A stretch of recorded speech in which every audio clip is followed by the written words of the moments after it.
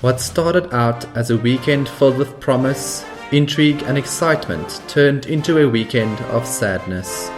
This intro is usually my opportunity to say ridiculous things and to be overly dramatic for no reason, but I think it would be wrong to not acknowledge Anthoine Hubert and how awful his passing was. I'm sure I speak for all my listeners when I say that my thoughts are with his family and friends and that we don't see something like what happened this weekend for a long time. May he rest in peace.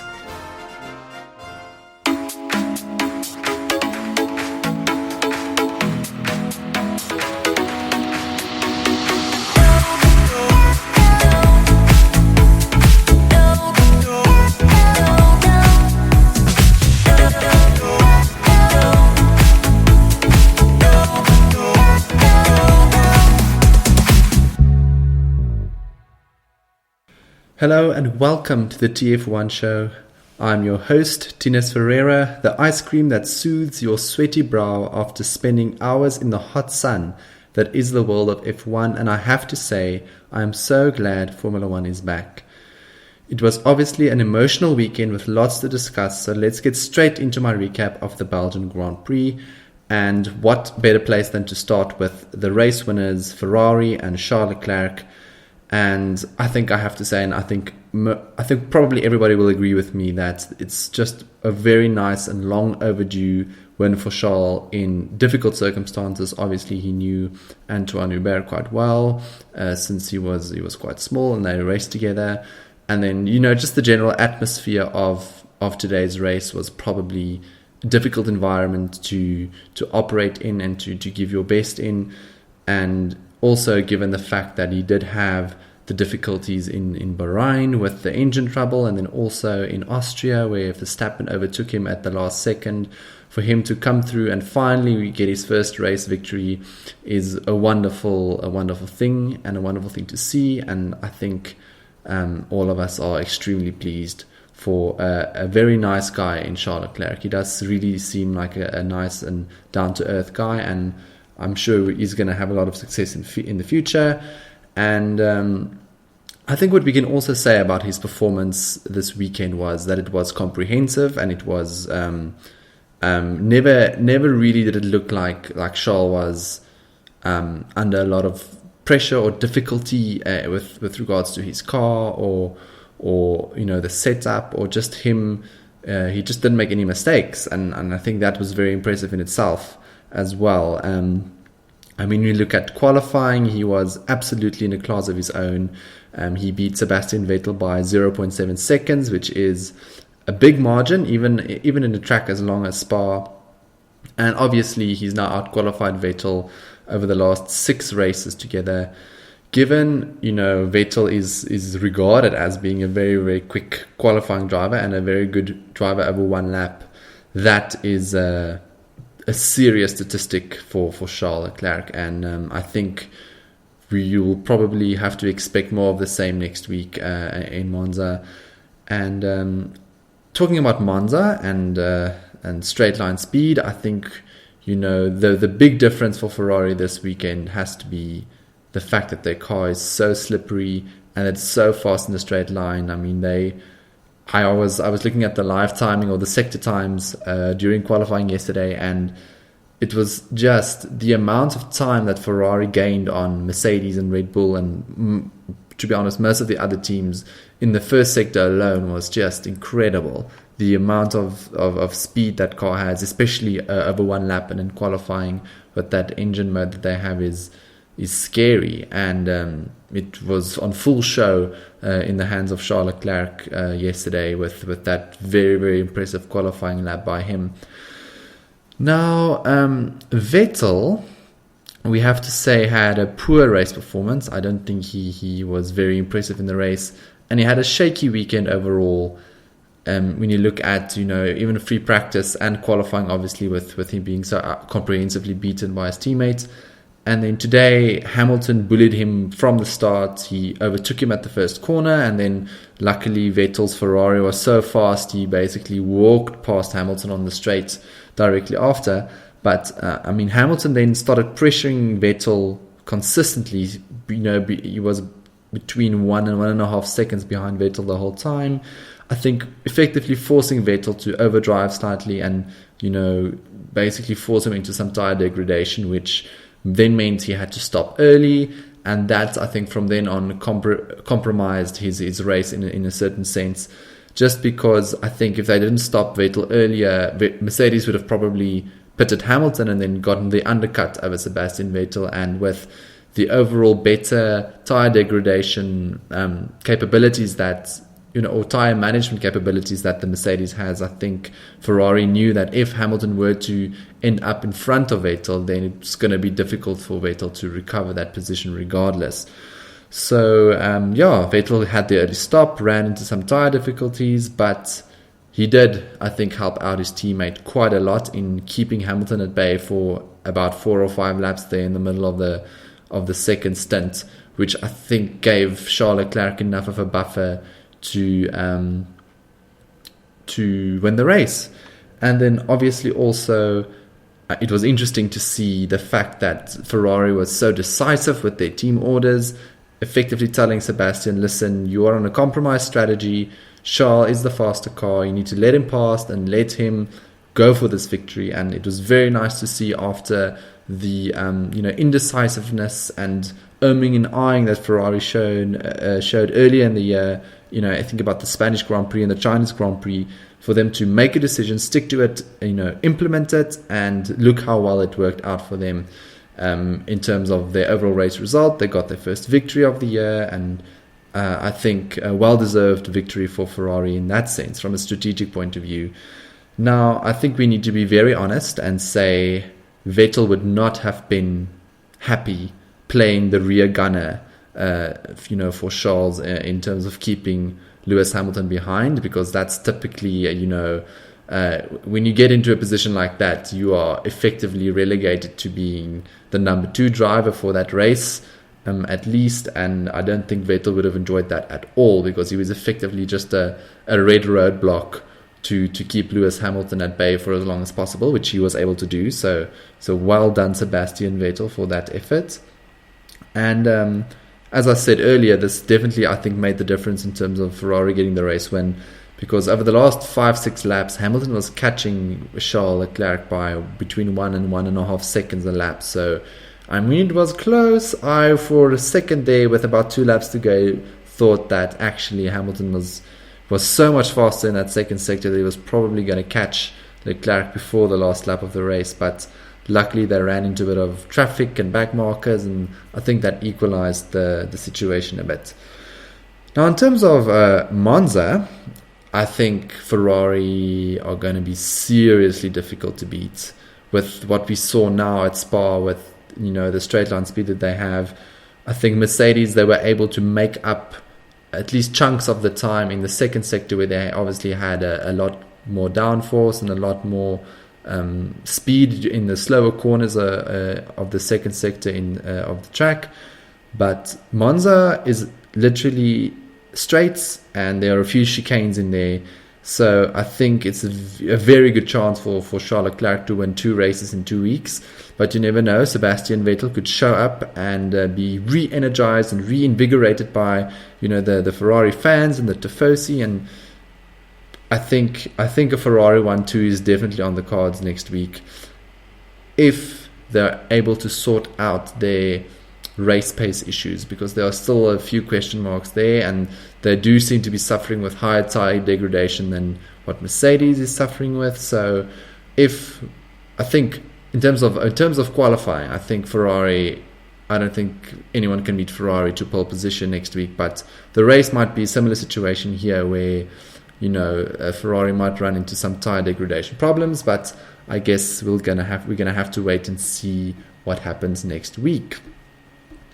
Okay, so in terms of Mercedes, I think they knew they were going to struggle against Ferrari here, and I think they got pretty close to winning the race. Hamilton finished less than a second behind Leclerc at the end, so a good overall, I think, performance by Mercedes, given the limitations that they knew they were going to have before the weekend started.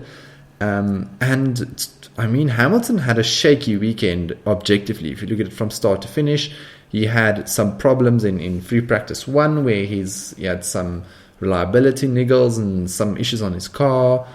FP2 went well. I mean, he had very good long run pace. He had the big crash in free practice 3, which obviously then meant that his team had to scramble and really tried. They did an amazing job to put his car back together in the 2 hours before qualifying.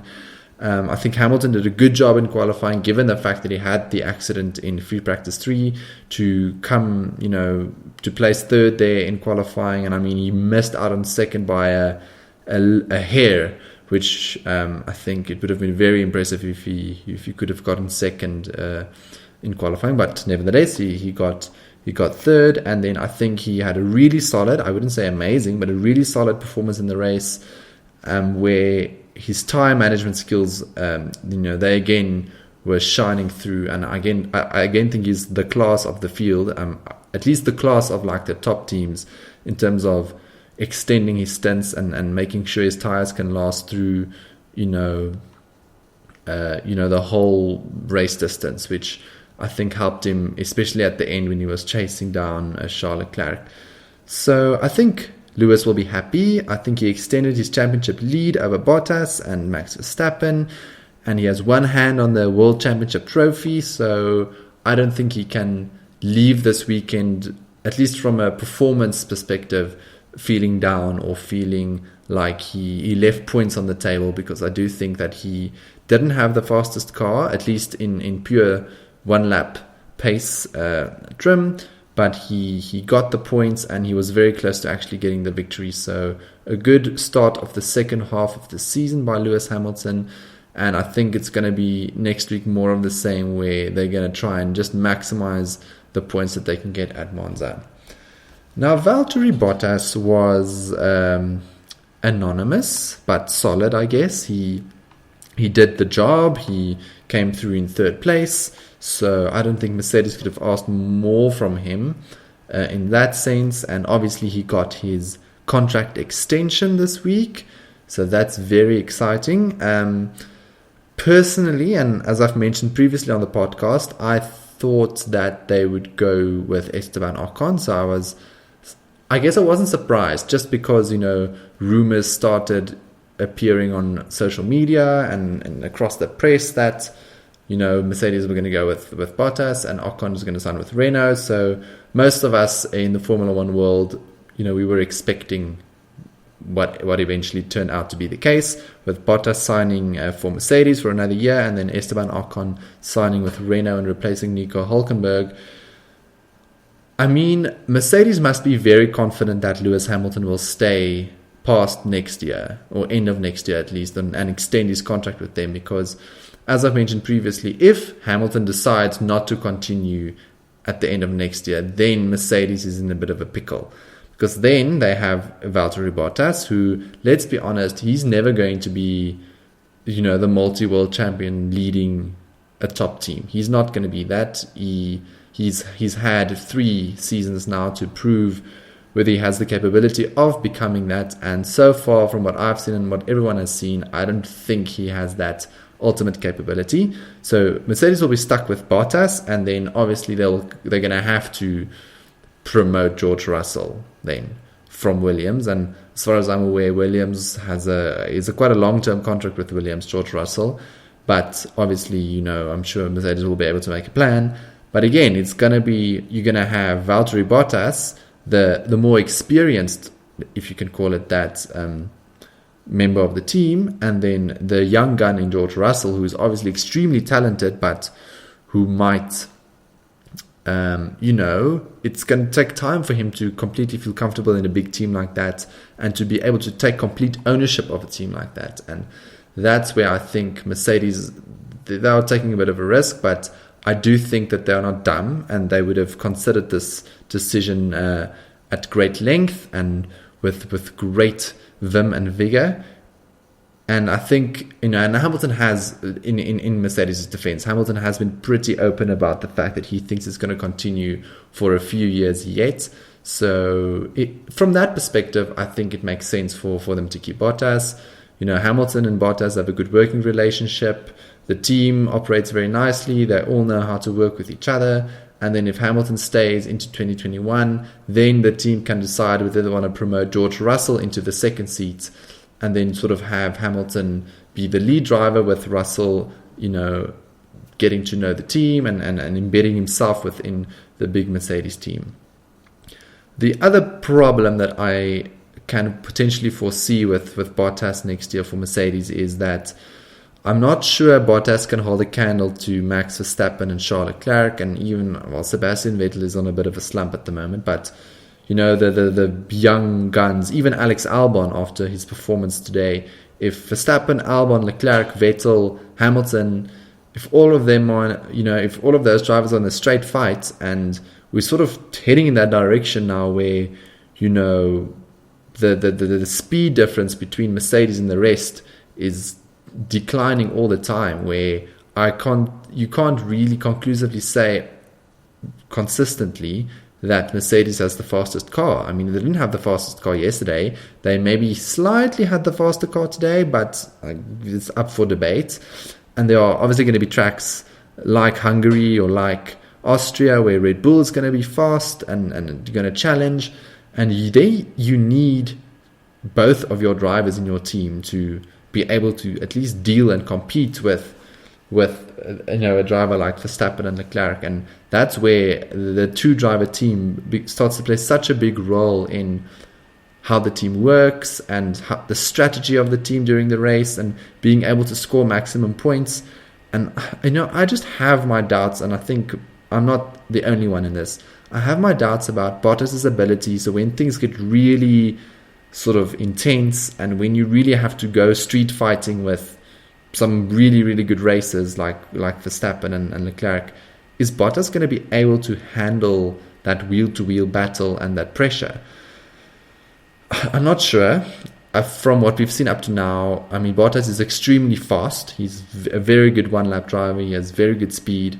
But racecraft, I think out of, if you look at the top six drivers at the moment, or the six drivers in the top teams, obviously Hamilton and Verstappen and maybe Charles Leclerc, they probably are the three best overtakers and three best sort of wheel-to-wheel battlers, if you can call them that. And then obviously Vettel on his day can be quite good as well.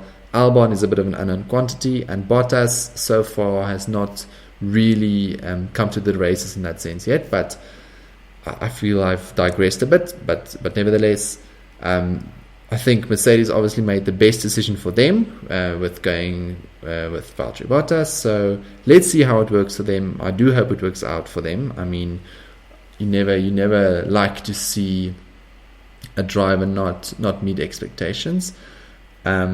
So yeah, something to look out for over the coming few races, and then obviously into next year. In summary for Mercedes, as Hamilton said after the race, they're going to have to find some speed over the next few days before Monza. Otherwise, they are coming third and fourth next week, in qualifying at least. And another slight concern is the fact that they brought a big engine upgrade. This was their Spec 3 engine that they brought to Belgium, and both of the Works Mercedes drivers, and then also Racing Point and Williams, all of them got the newest engine upgrade. And Sergio Perez's engine blew up, Robert Kubica's engine blew up. So 2 out of the 6 engines have already basically broken, which I think was slightly concerning for Mercedes. And I think, as far as I'm aware, they today during the race did not run their engines at maximum tilt at any point in the race, just to be safe. And obviously it still worked out well for them. But that's going to be concerning, because next week is going to be a big track in terms of engine power and in terms of getting the most out of the engine. So they're really going to be digging into Sergio Perez's and Robert Kubica's engines over the coming few days to try and understand what it was that failed on those engines, and whether it's an intrinsic issue that each engine will have, or whether it was just a run of extremely bad luck and just really poor coincidences. So going to be interesting to see. and good damage control for Mercedes, I think, overall for the Belgian Grand Prix. So good for them. Speaking of damage and damage control, let's talk about Red Bull. Now, Max Verstappen, his race lasted exactly one corner, two corners if you count Eau Rouge, but I feel this is probably his weakest weekend in a very long time, actually. Definitely for 2019, this has been his weakest weekend. He didn't feel comfortable in the car since Friday up until the race. He didn't light it up during qualifying. He was pretty anonymous there. And then obviously the incident with Kimi Räikkönen. And I do think Max, he should have known better in terms of trying to squeeze one up the inside of that turn one of La Source, which is the name of the first corner at the Spa racetrack. Just because of the profile of the corner, and Martin Brundle in the commentary, he basically described it as a bit of a wedge, where it's sort of the entry to the corner is quite wide, and then it narrows as you turn around the corner quite considerably, and then switches back almost at like about 135 degrees in the opposite direction, and to try and take the inside line during a corner like that is going to be ambitious at best, and then I think very, very risky, at the start of the race where everybody's jockeying for position, all of the cars are close together, nobody knows what the other one is doing, and he made this mistake before. 2 years ago, he literally put his car up at the inside, hit Kimi Räikkönen and Sebastian Vettel in their Ferraris, basically the same outcome, and I think he took a chance, but I do think it wasn't necessarily a chance that he had to take.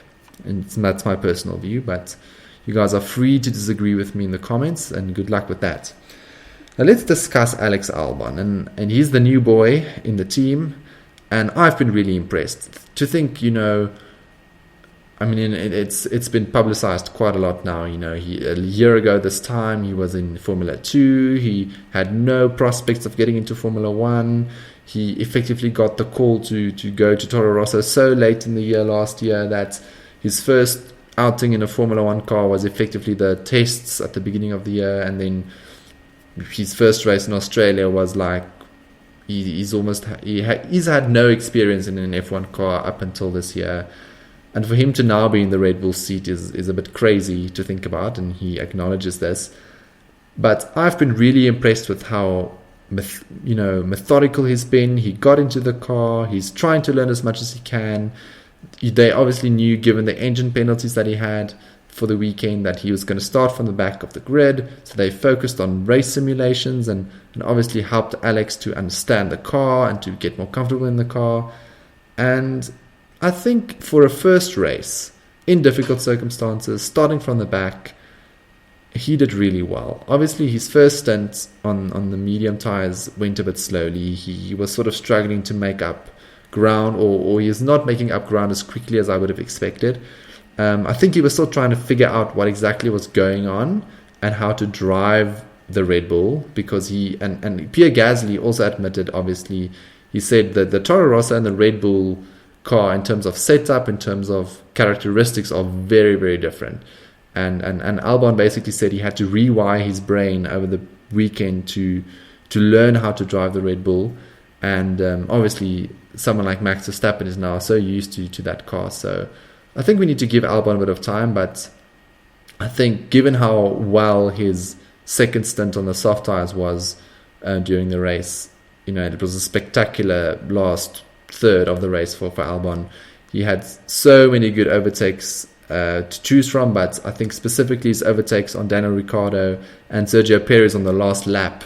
I mean, those two overtakes were amazing, and exactly the decisive moves that Pierre Gasly was lacking.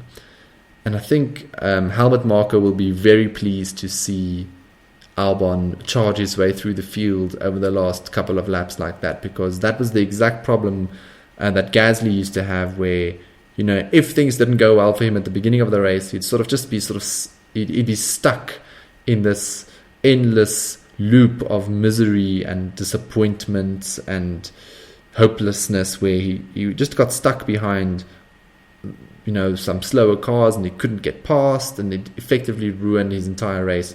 Where Albon, he was also slow out of the blocks, and I think he'll be the first to admit that. But as the race went on, he improved, and then near the end, he was amazing. And that overtake on Perez, where he was halfway onto the grass, was a gutsy move, to say the least. I think, in summary, for Red Bull, I think it was an average weekend. Not that they expected to do that well here anyway, because they are the first to admit that they still have a bit of a power deficit, and it's not traditionally been a strong track for them regardless. And I think for Monza next week, it's going to be more of the same. But I'm very intrigued and interested to see how Alex Albon will match up against Verstappen now that he's not going to take a penalty next week for his engine. So yeah, lots to look forward to in that sense. Cool. Let's talk about McLaren. Now, I guess they knew, or they say they knew, that this weekend was going to be difficult for them from the get-go, and it was the case. To be frank, they never showed any threat of getting into the top 10 in qualifying. They were struggling all through practice. I think Lando Norris had a fantastic start to get into 5th place, and he had a brilliant race performance today. I really do think he deserves the Driver of the Day prize that he got from the fans. And he was literally in a class of his own. He was half a minute behind Vettel in front and 15 to 20 seconds ahead of Sergio Perez for most of the race. So he was just driving with no one in front of him, no one behind him. He literally said he had to look on the television screens to figure out what was going on, because there was just nobody around him. And obviously at the end, last lap, his engine gave up on him in 5th position. It's just so unlucky, and I think all of us, and I felt really bad for the guy, shame. And I hope that,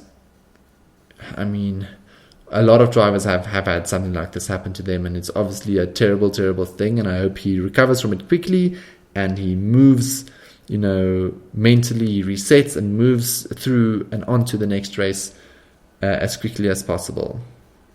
Now, in terms of Carlos Sainz, not too much to say. He qualified in 17th. He was, I guess, his solid and dependable self, but he couldn't really make any difference. The car seemed to just not cooperate with them this weekend, and then obviously he had the engine problem right from the start of the race. So yeah, not much to really say more in terms of Carlos Sainz, and I think McLaren, they would like to move on and forget about this weekend as soon as possible. Okay, the next team down the road is Racing Point, and this is a team that they always seem to go well at Spa for some reason. That's obviously, I think, this year at least, due to the amazing straight line speed that they had. I think they were probably the second fastest in terms of the straight line after Ferrari, and I think that also shows us that the Mercedes engine, it still has good power. I think that Mercedes engine is underrated when considered in context of the Mercedes package, where I think the Mercedes car, it's just a very high drag, high downforce setup, and obviously then you can't generate the straight line speed regardless of how powerful your engine is. And obviously Ferrari is the exact opposite, where they have a very low drag, slippery setup with an extremely powerful engine as well. But I think Racing Point and their straight line performance shows that the Mercedes still has a good engine. I think the engine is still good. Now, obviously, they had a bit of an engine problem, from Perez's point of view, at least on Friday. And then they went back to, I think, a previous spec Mercedes engine. And Sergio Perez is a Sunday afternoon monster, and he really did extremely well. I think the whole weekend he came through in 6th place, which is a very good performance after his 9th in qualifying. Then obviously he moved up a bit with all of the apologies, he also had some engine penalties, so it didn't make that big of a difference. But 6th position is a very good result for him, and he was a bit unlucky to actually come sixth, because he was running in fifth place right up until the last lap, where Alex Albon pulled a spectacular move on him down the Kemmel Straight, which I mentioned previously. But I think overall a very good performance for Sergio Perez, and he's signed his 3-year contract extension with Racing Point, and I think Racing Point will be very chuffed to have a driver as good as Sergio there for the long term. So happy Racing Point, happy Sergio Perez, and moderately satisfied Stroll, I would say. He got lucky to sneak a point right at the end, and he has to somehow fix his qualifying performances, because he was again comprehensively beaten by Sergio Perez over one lap, and he can't rely on making up positions during the race every time, because sometimes it's just not going to happen. When you're in a place like, what's a good example, maybe Singapore coming up. Singapore, overtaking isn't a thing at Singapore. So you can't qualify poorly and then hope to somehow for the race to unfold in your favor. You need to be a driver that's able to put the car in the grid slot that it deserves to be. And for this race, the Racing Point car deserved to be higher up the grid than 13th, where Stroll put it during qualifying. But I think Stroll, is improving. He has put in a few decent performances recently, on a Sunday at least, but now he needs to somehow focus on getting the one lap pace there, because it's still really, really way off what his teammate is doing. Next on the list is Renault. Now, again, a bit of an unfortunate race for them, and I feel bad for Renault, because obviously they have this desperate desire to do well and to improve, and to they still think or hope that they're fighting for fourth in the Constructors' Championship. And then to have a race like what they had today is really, I feel, unfortunate for them, given how well they did in qualifying, with Ricciardo qualifying in 6th place and Hülkenberg in 7th place. So their car was going really well around the Spa circuit. And during the race, it all went wrong for them at the first corner. Ricciardo had got floor damage from someone driving into him. Actually, not sure who. Might be Kimi. I think Kimi rejoined the track or something, and then he hit Ricciardo on the side and he got floor damage. And then Hülkenberg took evasive action with the whole Raikkonen Verstappen skirmish at the first corner, and then he lost a bunch of positions right from the start. I think Nico did well to score some points. I think he came home in 8th place after a difficult race, after having to really make his way up through the field again. And as he mentioned, the midfield is so close to each other now that it's 4 or 5 cars in one big DRS train on the Kemmel Straight, where all of them have DRS, which then therefore effectively means no one has DRS. So overtaking in the midfield is definitely a bit of a challenge, just because they are so equally matched in terms of pace. Now, I think for Renault, at least, things are hopeful for next week, for Monza, given their good performance here. They seem to have, Renault as well, they seem to have a good engine, and it works well in the works Renault car.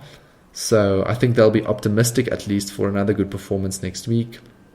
But I think it is very sad that Nico Hülkenberg is leaving the team at the end of the year.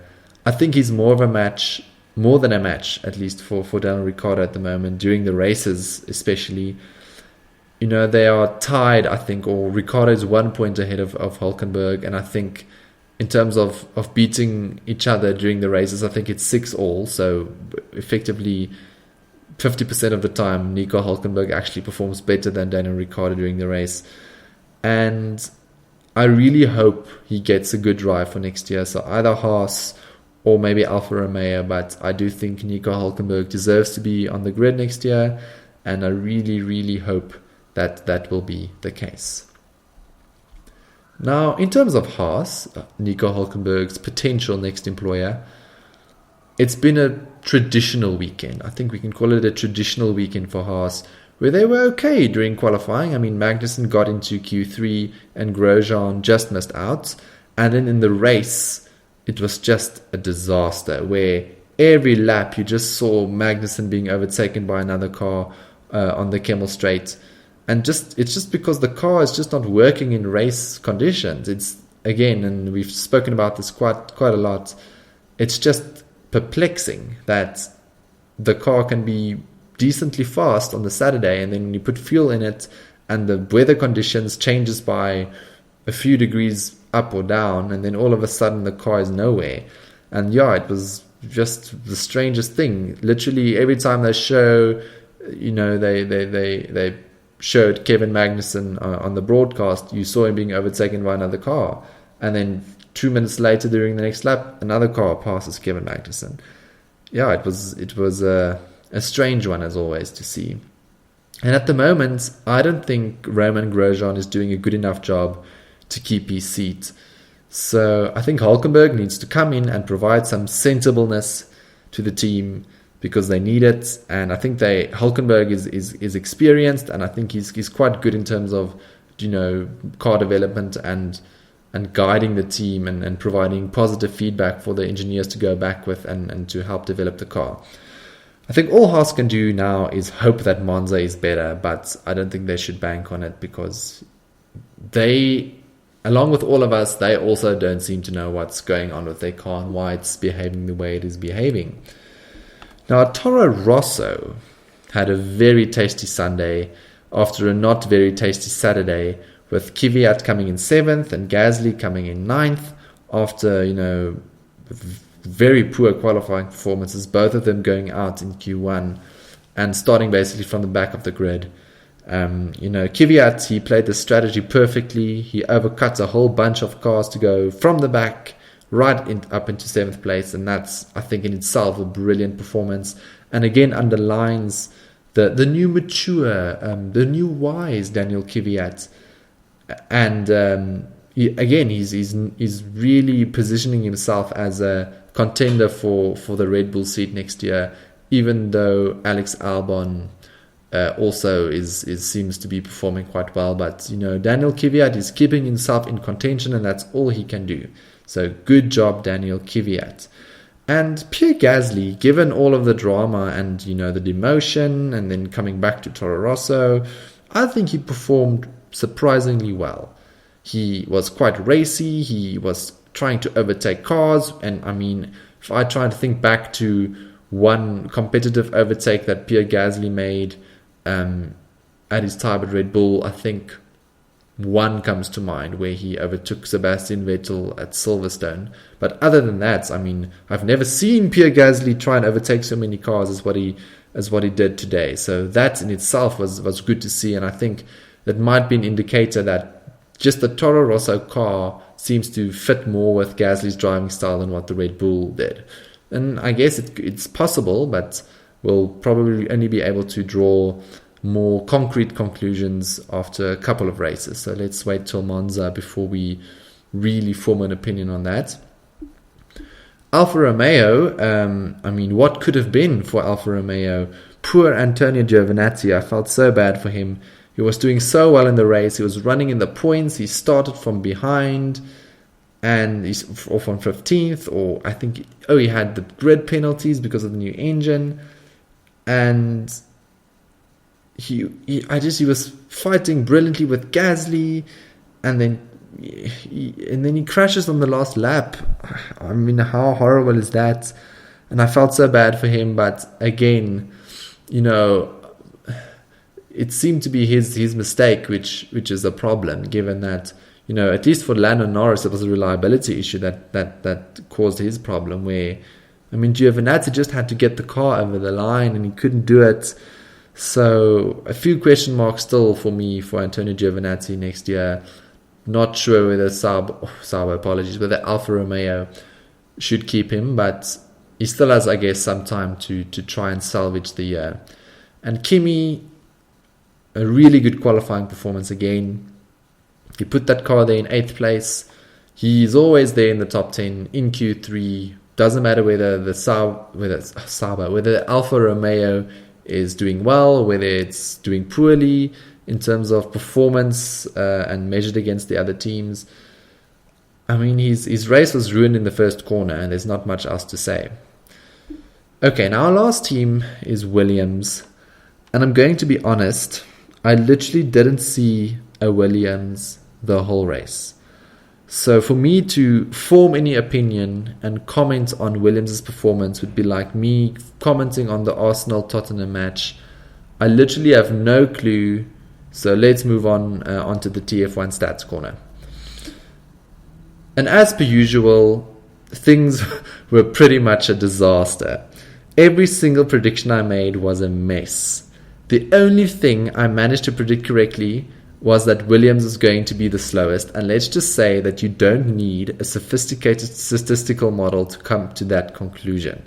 So I'll try and be better for Monza, because this week's attempt was, it was so bad. I predicted a Mercedes pole position with a time of 139.8. The actual pole time was 142.5 in a Ferrari, so I was 2.7 seconds off, predicted the wrong team. Down the order, the teams are predicted incorrectly in terms of how they would place against each other as well. I mean, my performance during the TF1 Stats Corner for this week, it literally makes Kevin Magnussen's race performance seem like a miracle. And I hang my head in shame. And yeah, as I mentioned, I'm going to try and do better next race. So let's rather do our TF1 awards for the Belgian Grand Prix. The Pastor Maldonado Award for Most Dunderheaded Deed of the Weekend goes to Max Verstappen. They say only a fool tries the same thing twice and expects a different outcome, and Max is complete evidence of this. A few years ago, he tried the same trick at La Source, and what do you know? Max retires at the next corner. The Lewis Hamilton #Blessed Award goes to Lando Norris for the fact that Kimi and Max's crash led to all of the drivers on the outside of the corner getting blocked, which left a large freeway for Norris to drive through into 5th place. And then lastly, the Nico Hulkenberg Podium Award for Unluckiest Driver goes to Lando Norris for his last lap retirement from 5th place. How unlucky can you get? Congrats to all of the winners of this most illustrious award. I'm sure they're thrilled to hear the news. So we have Monza next, and as always, we have many questions to ask. Will Albon be able to keep up his good form from the first race? Will Ferrari just blow everyone away with their straight line speed? Will Charles Leclerc finally admit defeat and stop trying to grow a beard that at the moment just isn't there? As always, much to ponder, and I encourage you all to ask some more questions with me throughout the coming week. And that's all, folks, and thanks as always for listening. It was a difficult race weekend to experience and to be a part of, and I think we do need to be more conscious of how dangerous this sport still is and appreciate the immense skill these drivers demonstrate. It always seems much easier from the couch, or in my case, from behind the microphone. Please give me a follow on Twitter, where my hashtag is @TF1Show, or on Instagram, where my handle, apologies, not hashtag, is @TheTF1Show. I'll chat to you guys soon. Bye.